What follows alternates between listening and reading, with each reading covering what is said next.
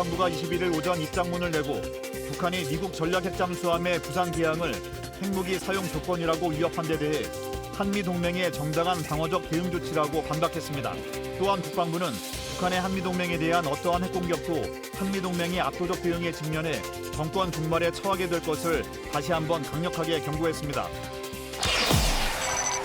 윤석열 대통령과 조 바이든 미국 대통령, 기시다 후미오 일본 총리가 참석하는 한미일 정상회의가 다음 달 18일 미국 대통령 별장인 캠프 데이비드에서 개최될 것으로 알려졌습니다. 구체적인 날짜와 장소는 3국 간 조율을 거쳐 빠른 시일 안에 발표할 계획입니다. 우리 군장병들이 집중호우로 피해를 입은 지역 주민들의 삶의 터전을 신속히 복구하기 위해 앞장서고 있습니다. 한편 해병대는 경북 예천군 집중호우 피해 지역에서 실종자 수색을 하다 순직한 고 최수근 상병의 분향소를 차렸습니다. 고인의 연결식은 22일 오전 9시 거행됩니다.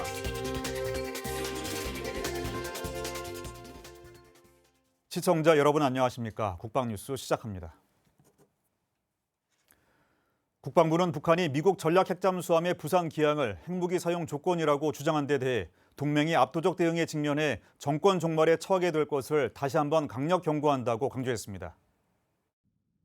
국방부는 21일 입장문을 통해 북한은 국방상 명의의 담화문을 통해 한미가 개최한 핵협의그룹 개최와 미국 전략 핵잠수함 SSBN의 대한민국 기항의 목적을 호도하며 비난했다면서 북한의 주장처럼 북한에 대한 핵무기 사용 모의나 핵 위협이 아니라 북한이 지속하고 있는 핵과 미사일 위협에 대한 한미 동맹의 정당한 방어적 대응 조치라고 밝혔습니다. 그러면서 북한의 어떠한 핵 공격도 한미 동맹의 즉각적이고 압도적이며 결정적인 대응을 통해 북한 정권이 종말에 처하게 될 것이라고 전했습니다. 앞서 북한은 20일 밤 강순남 국방상 명의의 담화에서 미 전략 핵잠수함을 포함한 전략자산 전개가 핵무기 사용 조건에 해당될 수 있다는 점을 상기시킨다고 주장했습니다. 한미일 3국 정상회의가 다음 달 미국에서 개최될 예정이라고 대통령실이 밝혔습니다. 3국 정상회의 장소는 다음 달 18일 미 워싱턴 DC 인근 미 대통령 별장인 캠프 데이비드가 될 것으로 알려졌습니다.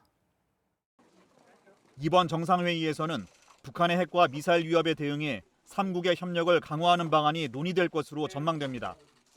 우선 북한 미사일 경보 정보를 실시간 공유하는 방안 등이 집중 의제로 다뤄질 전망인데 이를 조기 도입하기 위한 3국 협의체 구축 방안도 담길 것으로 보입니다. 아울러 미사일 방어 훈련 등 한미일 안보 협력 확대 방안도 의제에 담길 것으로 전해졌습니다. 덥고 습한 날씨에 지늘기 뒤덮인 거리와 뜨겁게 달궈진 비닐하우스를 복구하는 것은 매우 힘든 일입니다. 하지만 각군 장병들은 작업의 힘듦보다는 기록적인 폭우 속 수해로 상처 입은 국민이 입은 상처를 먼저 생각하며 지금도 복구 작업을 이어나가고 있습니다. 군은 20일 기준 10개 광역시와 도 44개 시군에서 병력 만여 명을 투입해 호우피해 복구 작전을 펼치고 있습니다. 육군 특전사와 35 보병사단은 장병 1,200여 명과 장비 20여 대를 투입해 전복 일대 복구 작업에 속도를 올렸습니다. 장병들은 익산시 일대 하천에 유출된 기름을 방지하고 침수된 주택과 비닐하우스를 정리하는 데 집중했습니다. 특히 32사단은 수해 피해 주민을 대상으로 이동 전개형 의무진료 지원을 실시했습니다. 공주시 운징동 백제체육관에서 진행되는 의무진료에는 군의관 10명이 투입되었고 트레일러 형태의 의무시설에는 응급실, 방사선실, 병리실, 기계실, 에어텐트 등이 구비되어 지역 주민들에게 의무진료를 실시하고 있습니다. 또한 53 군수지원단과 함께 세탁 트레일러 2대를 이용해 홍수 피해로 오염된 지역 주민들의 옷과 이불을 세탁부터 건조까지 지원해주고 있으며 세탁이 완료되면 배달까지 해줍니다. 이 밖에도 충북 청주 37사단, 강원 원주 36사단, 경북 예천 54단 장병들이 투입됐습니다. 공군과 해군 또한 각군의 특성을 살려 호우피해 복구 작전을 실시했습니다. 공군 16전투 비행단과 91 항공공병전대는 활주로를 유지, 보수, 복구하는 임무 특성을 활용해 예천군 일대에서 복구 작전을 실시했고 해군은 목포항 일대에서 청소정을 활용해 해양 쓰레기 수거 활동을 실시했습니다. 경북 예천군 집중호우 피해 지역에서 실종자 수색에 나섰던 최수근 해병 상병이 작전 중 순직했습니다. 해병대는 순직한 해병대원의 명복을 빌고 유족에게 깊은 위로와 사과의 말씀을 전했습니다. 해병대가 20일 경북 포항시 남구 오천읍 해병대 1사단 김대식관에 고 최수근 상병의 분향소를 마련했습니다. 고 최상병은 19일 예천군 호명면 석관천에서 실종자를 수색하던 중 급류에 휩쓸렸고 같은 날 밤 실종 지점에서 5.8km 떨어진 하류 지점에서 수습됐습니다. 해병대는 순직한 해병대원의 명복을 빌고 유족에게 깊은 위로와 사과의 말씀을 전했습니다. 이종섭 국방부 장관도 우리 군이 끝까지 지켜드리지 못한 점 죄송하게 생각한다면서 국민을 위해 헌신한 최수근 상병을 영원히 기억할 수 있도록 필요한 조치를 다하겠다고 밝혔습니다. 해병대는 고 최일병을 상병으로 추서했으며 연결식은 22일 오전 9시 해병대 1사단에서 엄수된 뒤 유해는 화장을 거쳐 국립임실호국원에 안치될 계획입니다. 북한이 핵과 미사일을 언급하며 도발 수위를 높여가는 가운데 김승겸 합참의장이 20일 폴 라케모라 주한 미군사령관과 부산 해군작전기지에 정박 중인 켄터키함을 찾아 승조원들을 격려했습니다. 김승겸 의장은 이 자리에서 핵미사일 공격이 가능한 미 전략핵잠수함의 한반도 전개는 강력한 확장 억제 의지와 실행력을 보여주는 것이라며 한미 동맹과 연합 방위 태세를 굳건하게 유지 발전시켜 나갈 것이라고 강조했습니다. 켄터키함은 선체 길이 170m, 폭 12.8m, 수중 배수량 18,750톤 규모로 잠수함 발사 탄도미사일 SLBM 20여 기를 탑재할 수 있는 세계 최강의 전략핵 잠수함으로 불립니다. 김 의장은 이어 북한 우주발사체의 잔해물 탐지와 인양 작전을 성공적으로 수행한 해군 작전사령부와 예하 작전부대로 이동해 관계관들의 노고를 격려하고 표창을 수여했습니다. 6.25 전쟁 정정 70주년을 맞아 유엔군 참전용사 후손들을 비롯한 외국인들이 6.25 전쟁의 역사와 의미를 체험하고 자유수호의 가치를 함께 공유할 수 있는 실감형 콘텐츠가 공개됐습니다. 김효진 기자입니다.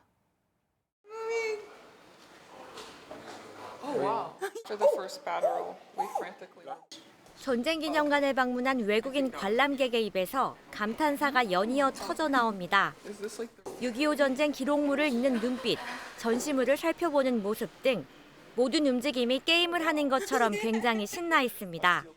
관람 방법도 뭔가 다릅니다.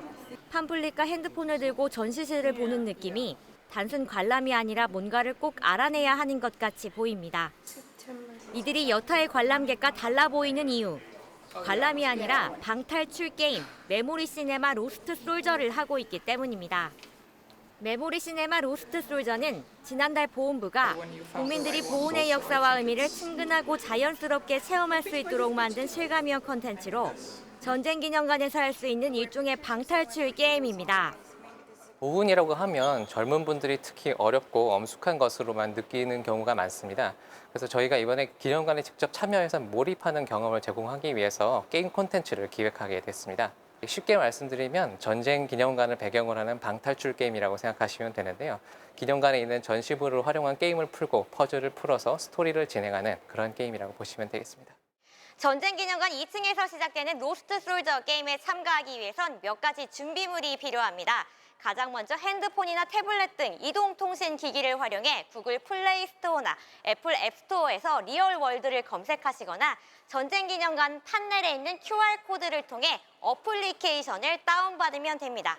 이후에는 판넬 옆에 있는 군인 수첩을 챙기시면 되는데요. 보다 몰입도 있는 게임을 위해서는 이어폰 착용이 필수입니다. 21일부터는 정전 70주년과 한미동맹 70주년을 기념하기 위해 영문판도 공개했습니다. 전쟁기념관은 특히 외국에서 오신 관광객분들도 많고 생각보다 국내보다도 외국분들이 많이 오시더라고요. 이런 분들께도 우리 6.25 전쟁 때 많은 유엔 참전 용사분들의 헌신을 통해서 우리나라가 자유를 지켰던 것만큼 이 전쟁기념관의 의미와 가치를 외국분들에게도 잘 알려드리기 위해서 영문판도 기획하게 되었습니다. 외국인이라는 점을 감안해 일부 미션이 약간 수정됐지만 참여자가 컨텐츠 주인공이 돼 전쟁기념관 전시물과 외부 조형물로 단계별 미션을 해결하는 이야기 흐름과 기본 구성은 기존 한국판과 똑같습니다. 좀 재미있을 것 같아서 왔어요. 물론 이거는 좀 역사적인 거라서 조금 더 신기한 것 같아요. 그냥 이거는 좀 팩트랑 픽션 섞인 거니까 조금 더 어떤 군인이 이런 경험 진짜 해봤구나 생각 많이 하는 것 같아요. 근데 다른 방탈출은 그냥 아예 그냥 상상이라서 조금 달라요. 그 공부하면서 그 역사도 알게 될 수 있고 좀 재미있게 할 수 있어서 좀 유익한 경험이라고 생각해요. 장병들을 위한 특별 이벤트도 진행될 예정입니다. 특히 국군 장병 여러분들은 휴가 중에 이 전쟁기념관을 2시간 이상만 이용을 하시면 포상 휴가나 외출을 받으실 수 있는데요. 딱 그 2시간에 맞춰서 아주 재밌게 즐길 수 있는 콘텐츠가 준비되어 있습니다. 또 장병 여러분들에 대해서는 그 일반 국민과 별도로 저희가 참여 후기 이벤트도 준비하고 있으니까 많은 참여를 부탁드립니다. 오는 8월에는 서대문 형무소 역사관과 대한민국 임시정부 기념관을 배경으로 한 게임도 추가로 선보일 계획입니다. 국방뉴스 김효진입니다. 한미동맹 70주년을 맞아 한미 ROTC 후보생들도 동반훈련 기간 동안 함께 땀을 흘리며 양국 관계의 의미를 되새겼습니다. 배창학 기자가 취재했습니다. 잠이 채 달아나지도 않은 이른 시간이지만 학생군사학교 학예이병 훈련이 한창입니다. 훈련에 참가한 ROTC 후보생의 수는 5천여 명. 후보생들이 본격적인 훈련에 앞서 인원을 파악하고 건강 상태를 확인하기 위해 점호를 하고 있습니다. 사이사이 후보생들과 다른 전투복을 입고 있는 이들이 이목을 끕니다. 16명의 미 ROTC 후보생들입니다. 교장까지의 거리는 도보로 1시간이 넘는데 개인 확인 물론 장구류와 군장도 짊어져야 하기 때문에 출발부터 도착까지의 여정은 고되기만 합니다. 장비와 점검 작업을 마치고 발걸음을 뗀 후보생들. 기술을 따라 아스파트, 콘크리트와 같은 포장도로와 흙과 돌이 자리한 비포장도를 넘고 또 넘고 걷고 또 걷습니다. 교장에 다다르자 이내 3, 3, 5 둘러앉아 함께 급식을 먹습니다. 김이 모락모락 튀어나오는 밥과 국, 가지각색의 반찬을 맛보고 저마다 이야기도 나누며 진정한 식구로 거듭납니다. 미 후보생들과 같이 지내면서 그들이 한미 동맹의 역사와 가치를 아주 각별히 생각하고 있다는 점을 깨달았습니다. 그래서 이번 기회를 통해 이러한 뜻깊은 한미 동맹의 역사를 계속해서 이어나갈 필요가 있겠다고도 생각했습니다. 이날 받은 훈련은 분대 공격, 분대별로 가상의 적에 맞서 싸우는 훈련입니다. 각자에게 주어진 임무를 다시금 숙지하고 이를 완수하기 위해 토의에 토의를 거듭합니다. 지시가 하달되자 수신호를 주고받으며 실시간으로 상황을 공유합니다. 이내 분대장조와 부분대장조로 나뉘어 차례로 전진합니다.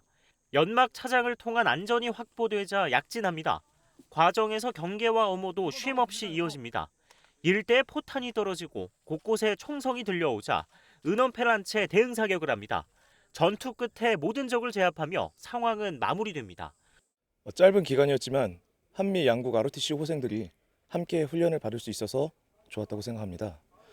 또한 이번 훈련을 받으면서 서로에 대한 이해와 교감은 훗날 공고한 한미동맹의 토대가 되리라 확신합니다. 후보생들은 미래 한미동맹의 주역으로서 각자의 역할과 책임을 각인하는 시간을 가졌습니다. 국방뉴스 배창학입니다. 현역과 예비군이 한 팀이 돼 2박 3일 동안 진행된 육군 수도 기계화 보병사단의 실전적 동원훈련. 그 마지막은 K-55A1 자주포 사격으로 창끝 전투력을 더욱 높이며 마무리됐습니다. 이태검 기자가 취재했습니다. 지난 13일 강원도 철원군에 위치한 문해리 훈련장. 실전적 동원 훈련의 마지막인 K-55A1 자주포 사격이 시작됐습니다. 먼저 현역이 탄약을 장전하자 뒤이어 예비군이 장약을 넣고 태세기를 닫습니다. 사격 명령에 맞춰 사격을 실시합니다. 방금 걸어! 방금 걸어! 준비! 준비! 스톱! 스톱! 포신에서 발사된 포탄은 수킬로미터를 날아가 목표물을 초토화시킵니다. 훈련은 기동간 적을 식별한 아군에게 화력 지원을 요청받은 충무대대가 신속히 재원을 산출하고 동시에 탄약과 장약을 도수 운반해 60여 발의 포탄으로 적을 경멸하는 순으로 진행됐습니다. 현역과 예비군이 함께 포병 사격을 함으로써 전시 전투 능력을 향상시킬 수 있었습니다. 유사시 동원 병력과 완벽한 팀워크를 갖추고 기동부대를 화력 지원할 수 있도록 또 훈련하겠습니다. 훈련간에는 현역과 예비군이 한 몸처럼 움직여 각자의 주특기에 맞는 임무를 수행하며 포병의 막강한 화력을 자랑했습니다. 전역이 얼마 남지 않은 현역 병장은 예비군 선배와의 훈련에서 많은 것을 느꼈습니다. 예비군 선배 전우들과 땀 흘리며 동고동락하니 석별의 아쉬움이 남습니다. 3개월 후면 저도 전역을 하게 되는데 군생활의 노하우를 아낌없이 알려준 선배들의 모습을 본받아 저도 든든한 예비군 형이 되어 다시 돌아오겠습니다. 후배 장병들과 구슬땀을 흘린 예비군은 다시 한번 나라를 지킨다는 자부심을 느꼈습니다. 2박 3일 동안 포병 사격을 준비하면서 현역 시절의 자신감을 되찾을 수 있었습니다. 훈련장에서 흘린 땀방울이 사랑하는 가족과 친구들을 지키는 든든한 힘이 된다고 생각하니 뿌듯합니다. 2박 3일 동안 진행된 동원훈련은 현역과 예비군이 함께한 포병 사격으로 창끝 전투력을 높이며 성공적으로 마무리됐습니다. 국방뉴스 이태검입니다. 국방뉴스는 장마철 집중호우로 인한 피해가 계속됨에 따라 우리 군의 활발한 대민 지원 활동을 중점적으로 보도하고 있습니다. 지구촌 곳곳에서도 기록적인 집중호우가 쏟아져 피해가 커지고 있는데요. 김유진 기자가 관련 내용을 알아봤습니다. 영국 BBC 방송은 기후변화가 전 세계적으로 홍수 위험을 증가시켰다며 많은 나라들이 기상이변 위험에 대비하기 위해 고군분투하고 있다고 전했습니다. 가장 대표적인 곳으로 우리나라와 중국, 일본, 인도, 그리고 미국 등을 꼽았는데요. 가장 피해가 심한 인도부터 가보겠습니다. 최근 인도 북부 지역은 폭우로 강이 범람하면서 45년 만에 최악의 홍수가 났습니다. 100명이 훌쩍 넘게 숨졌고 급하게 몸을 피한 피난민이 2만여 명에 이릅니다. 인도의 대표 조간신문 타임스 오브 인디아는 인도군의 대민 지원 활동을 전하고 있습니다. 지난 15일에는 인도군의 최대 대민 지원 현장을 전했는데 펀자브와 하리아나 지역에서 5천 명 이상 대피시켰다고 설명했습니다. 이와 함께 굉장히 어려운 구조 활동도 펼치고 있다고 덧붙였습니다. 인도 북부엔 히말라야 산맥이 위치해 있는데 이곳에 폭우가 내리면 엄청난 양의 물이 범람하게 됩니다. 현재 이 지역에 폭우가 예보된 상황입니다. 인도군은 러시아산 Mi-17V5 헬리콥터를 이용해 주민들을 대피시켰는데요. 착륙 장소가 따로 없는 눈이 쌓인 빙하 지역에서 지상과의 통신 없이 앞바퀴는 눈에 나머지 두 바퀴는 공중에 떠 있는 굉장히 어려운 구조 활동을 성공적으로 수행했다고 밝혔습니다. 미국 북동부 버몬트주에서도 최근 평년에 2개월치 비가 한꺼번에 내리면서 댐이 무너지고 수백여 채의 주택이 물에 잠겼습니다. 미국 당국은 이 지역에서만 6조 원이 넘는 피해가 난 것으로 집계하고 있습니다.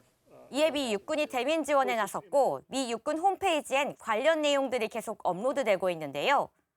가장 최근엔 미 육군의 다용도 고기농성 전술 트럭을 사용해 많은 양의 물과 보급품을 전달하는 사진이 올라왔습니다. 최상의 전투태세 유지는 물론이고 각종 재난 발생 시 피해 복구와 대민 지원에 힘쓰는 국군 장병들의 노고에 다시 한번 진심으로 감사드립니다. 해외 밀리터리 리포트 김유진이었습니다. 7월 21일 오늘의 국방단신 전해드립니다. 공군 5 공중기동비행단이 20일 모의 비행장치 비상처치 경연대회를 개최했습니다. 대회에는 251, 258 공수비행대대 조종사 12명이 2인 1조로 참여했고 항공기 결함과 악기상 등 2개 이상의 복합적인 비정상 상황 아래 조종사의 대처 능력 등을 평가했습니다. 공군 공중기동정찰사령부가 20일 병사들을 대상으로 금융과 경제 교육을 했습니다. 교육은 군복무 중 자산 관리의 기초가 되는 종잣돈 만들기를 위한 소비 줄이기와 선저축 후 지출 등 다양한 금융 상식을 소개하며 병사들이 올바른 경제관념을 확립해 체계적으로 급여를 관리할 수 있도록 진행됐습니다. 육군 28보병사단이 20일 부대 인근 지역에 거주하는 6.25 전쟁 참전용사들에게 사랑의 희망박스를 전달했습니다. 부대는 건강식품과 생필품 등으로 구성된 희망박스 290개를 지역 내 6.25 참전 전우회에 전달했고 행사에 참석하지 못한 참전용사에게는 장병들이 직접 희망박스를 배달하며 감사의 마음을 전했습니다.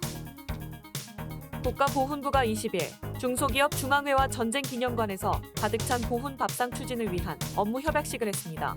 보훈부는 기초생활수급자 또는 취약계층 6.25 참전 유공자를 발굴하고 중소기업 중앙회에선 참전 유공자들을 위해 밑반찬을 구매해 배송하는 역할을 맡을 계획으로 올해 3억 원 규모의 사업을 시범 운영하고 향후 사업을 확대할 계획입니다.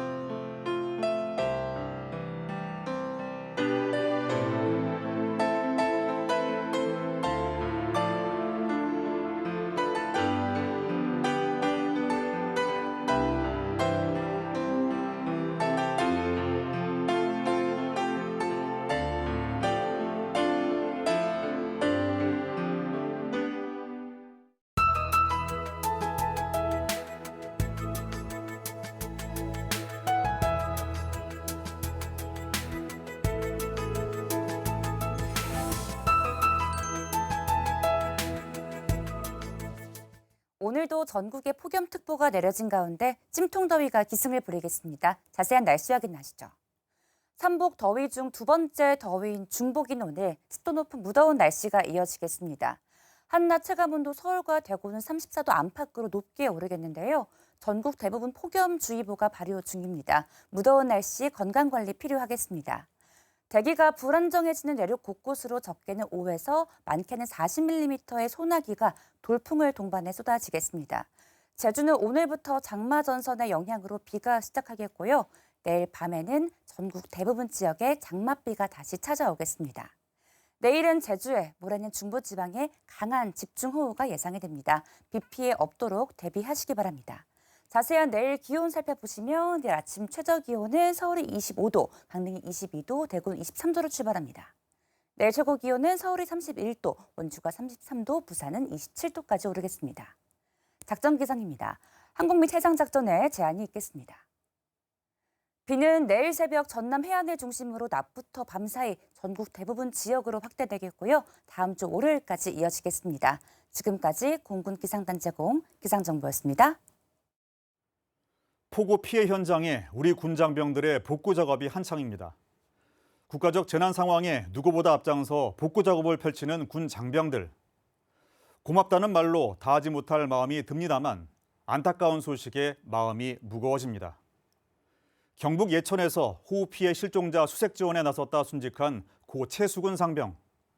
그 어떤 말로도 위로가 될 수는 없겠지만 국가적 재난 상황에 앞장서다 순직한 그의 희생에 다시 한번 깊은 애도를 표합니다.